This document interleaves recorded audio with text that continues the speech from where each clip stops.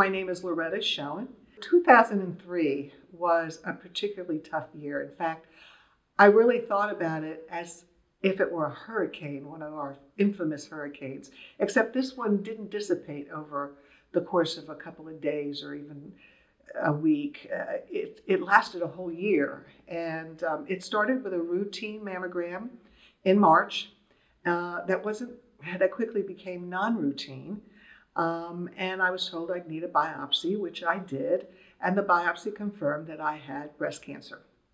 Small, but that I would need a lumpectomy. So we scheduled the lumpectomy, and that occurred in about May, and went in and had the lumpectomy. And I was afraid, but it went fine, except that they didn't take wide enough clean margins. So to be sure, they needed to go back in.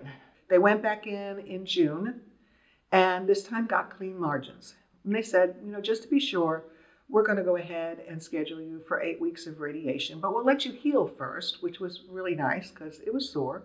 But life went on as normal, and then we started the radiation, and I was able to continue working, but I was tired. I became short of breath, and even though I was maintaining the schedule, it was difficult, and there were a lot of difficult days. So we finished it long about the end of September. And then they said, women with your type of cancer should really follow up with a total hysterectomy. Let's just end it how we started. Let's have surgery. So on November 11th, I had it. But by this time, I was feeling like God had deserted me. He frankly, where was he? Where had he been? Here I was, paddling madly like a duck underwater, but I didn't feel him. Little did I know when I had the surgery that I would realize how close he actually was and had been the entire time.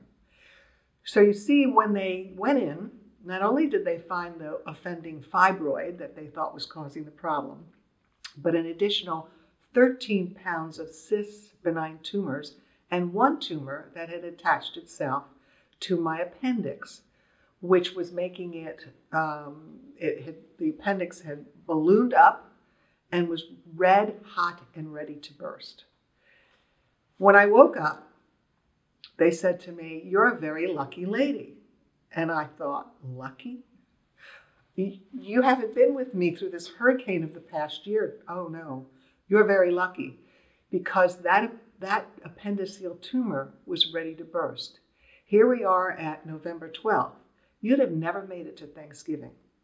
You would have died. It would have ruptured, and by the time you'd gotten yourself to a hospital, you would have had so much infection, it would have been a struggle to save you.